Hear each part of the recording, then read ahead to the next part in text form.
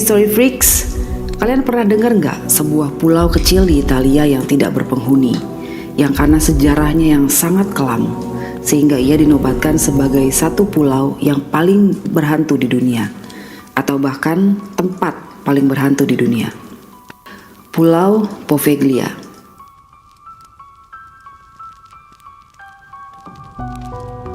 Jangan kalian skip video ini karena kali ini aku akan ngebahas secara detail tentang sejarah dari Pulau Poveglia. Welcome to Cerita Aja.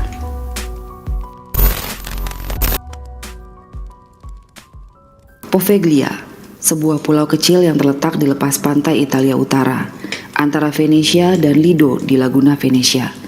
Dikatakan sebagai pulau paling berhantu, atau bahkan tempat paling berhantu di dunia. Pulau ini tidak berpenghuni dan dikenal sebagai salah satu tempat paling ilegal yang masih dapat dikunjungi. Tetapi masih banyak orang yang masih penasaran dengan pulau kecil Italia yang terkenal, yang pernah berfungsi sebagai stasiun karantina, tempat pembuangan korban wabah hitam, dan yang terakhir menjadi rumah sakit jiwa. Selama bertahun-tahun, pulau kecil ini telah menyaksikan banyak sekali tragedi di garis pantainya. Dan karena itu, ia mendapatkan julukan yang sangat mengerikan. Saat ini, Pulau Poveglia tetap menjadi salah satu tempat paling berhantu di Italia, yang benar-benar sepi. Ironisnya, tempat ini hanya berjarak 2 mil dari Istana Grand Canal yang sangat megah. Terlepas dari kenyataan bahwa mengunjungi Poveglia adalah ilegal, para explorer terus menganggapnya sebagai satu destinasi utama, meskipun tempat ini dikenal sangat menyeramkan.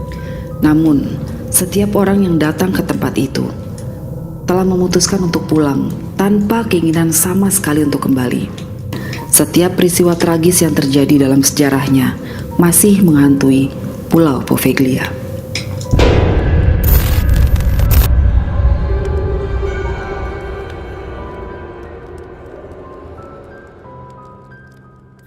Kembali ke ribuan tahun yang lalu, selama Kekaisaran Romawi, pulau ini awalnya digunakan untuk menampung korban wabah dan kusta, dan namanya pertama kali muncul dalam catatan sejarah pada tahun 421, ketika orang-orang dari Padua dan Este melarikan diri ke sana untuk menghindari invasi kaum barbar.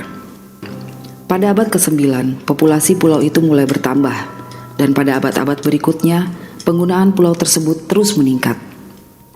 Pada tahun 1379, Venesia diserang oleh armada Genoa yang menyebabkan penduduk Poveglia pindah ke Giudecca. Pada pertengahan abad ke-17, pemerintah Venesia membangun 5 benteng segi 8 untuk melindungi dan mengontrol pintu masuk ke Laguna, dan segi 8 Poveglia adalah salah satu dari 4 benteng yang masih bertahan. Mulai tahun 1776, pulau itu berada di bawah yurisdiksi Kantor Kesehatan Masyarakat dan menjadi pos pemeriksaan atau stasiun karantina untuk semua barang dan orang yang datang dan pergi dari Venesia dengan kapal untuk melindungi seluruh negara dari wabah dan penyakit menular lainnya.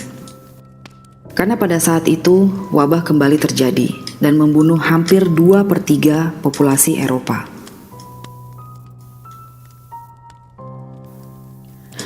Selama periode yang mengerikan itu, Venesia memiliki undang-undang sanitasi yang paling ketat. Pemerintah mewajibkan semua pedagang untuk tinggal di Poveglia selama 40 hari sebelum Venesia mengizinkan mereka masuk ke kota. Akhirnya pada tahun 1793 terjadi beberapa kasus wabah di 2 kapal, dan akibatnya pulau itu diubah menjadi tempat penampungan sementara bagi orang sakit. Dalam beberapa tahun, jenazah dengan cepat mulai memenuhi pulau itu, dan ribuan orang dibuang ke kuburan massal.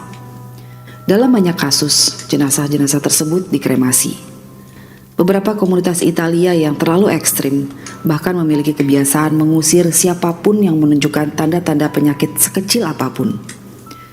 Banyak dari orang-orang itu sebenarnya tidak terinfeksi wabah sama sekali, tetapi mereka benar-benar diseret ke Poveglia dan dibuang di atas tumpukan jenazah yang membusuk. Pulau itu menjadi rumah sakit isolasi permanen atau Lazaretto pada tahun 1805 di bawah pemerintahan Napoleon Bonaparte, yang juga menghancurkan gereja tua San Vitale abad ke-12. Dan menara lonceng tua yang tersisa diubah menjadi mercusuar. Ini adalah bangunan yang paling terlihat dan juga salah satu bangunan tertua di pulau itu. Menjadi tempat utama bagi pulau bersejarah ini. Lazaretto ditutup pada tahun 1814. Pada abad ke-20, pulau itu kembali digunakan sebagai stasiun karantina. Tetapi pada tahun 1922, bangunan yang ada diubah menjadi rumah sakit jiwa dan untuk perawatan jangka panjang.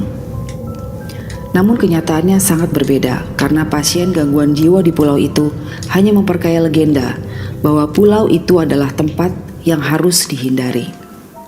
Isolasi dan perawatan yang ditawarkan oleh pulau itu memungkinkan para ilmuwan dan dokter-dokter yang tidak bereputasi untuk melakukan apapun yang mereka suka kepada pasien. Laporan pelecehan yang meluas dan eksperimen-eksperimen jahat mulai terdengar, membawa serta jeritan jiwa-jiwa tersiksa yang terperangkap di sana.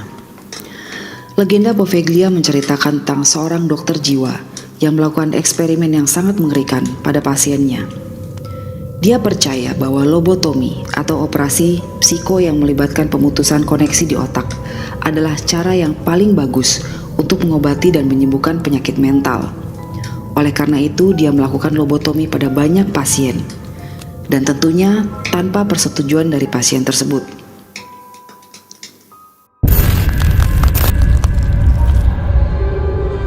Prosedurnya sangat mengerikan dan juga sangat menyakitkan. Dia menggunakan palu, pahat, dan bor tanpa penggunaan obat bius, dan juga tanpa kepedulian terhadap kebersihan.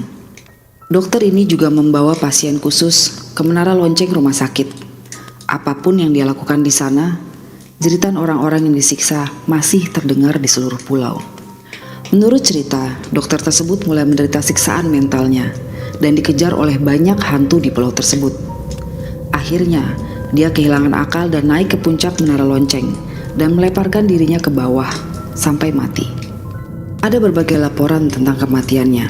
Ada yang mengatakan bahwa dia benar-benar terjun ke bawah. Tetapi ada juga yang mengatakan bahwa dia didorong, entah oleh hantu yang marah atau oleh pasiennya.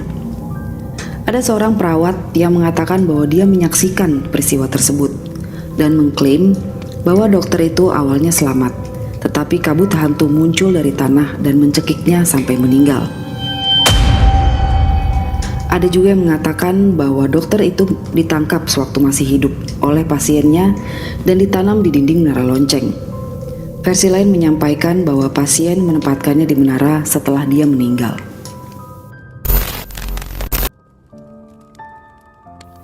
Entah bagaimana, rumah sakit jiwa ini tetap buka hingga tahun 1968. Pada tahun 1960-an, pulau itu juga menampung para lansia tunawisma selama beberapa tahun. Setelah itu, pulau tersebut benar-benar ditinggalkan dan hanya digunakan untuk keperluan pertanian, terutama untuk menanam pohon anggur. Pulau yang menyeramkan ini masih menjadi rumah bagi kebun anggur yang subur. Pohon anggur tumbuh dengan sangat subur di pulau tersebut, karena 50% tanah di pulau itu terdiri dari abu manusia. Bertahun-tahun setelah rumah sakit jiwa Pulau Poveglia ditutup, sebuah keluarga memutuskan untuk membeli pulau itu dan berniat membangun rumah peristirahatan pribadi di sana. Mereka tiba dan menetap di hari pertama. Tetapi di malam itu dipenuhi dengan kengerian sehingga dalam beberapa jam keluarga tersebut melarikan diri dan tidak pernah kembali. Mereka melaporkan bahwa wajah putri mereka hampir dirobek oleh sesuatu yang entah apa, yang jelas dalam keadaan marah. Banyak yang percaya bahwa ratusan ribu jiwa yang tersiksa masih terperangkap di Pulau Poveglia. Dari gelombang besar korban wabah yang dipaksa ke pulau itu, hingga mereka yang disiksa di rumah sakit jiwa yang pernah ditempatkan di sana. Rasa duka dan penderitaan terus merasuk di pulau itu hingga hari ini. Bahkan, konon katanya, siapapun yang mengunjungi pulau tersebut masih bisa mendengar teriakan mereka. Pengunjung ke rumah sakit selama tahun-tahun terakhir operasinya, serta para pengunjung ilegal sejak saat itu telah melaporkan pengalaman paranormal yang mengerikan di dalam gedung dan di lapangan.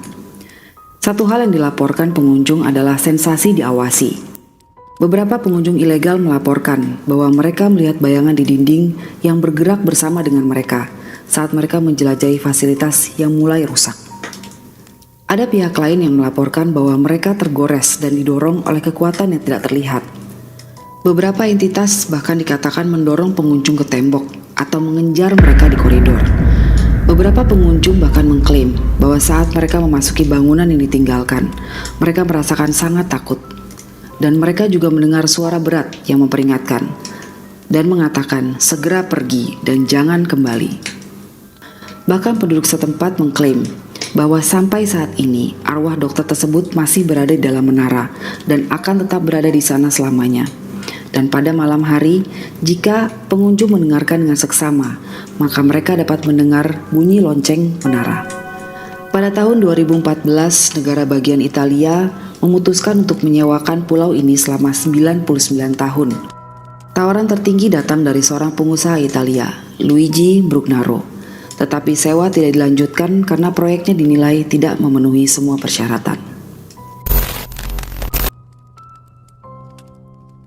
Jadi, apakah di antara kalian ada yang berani mengunjungi pulau tersebut? Aku Erika, stay freak.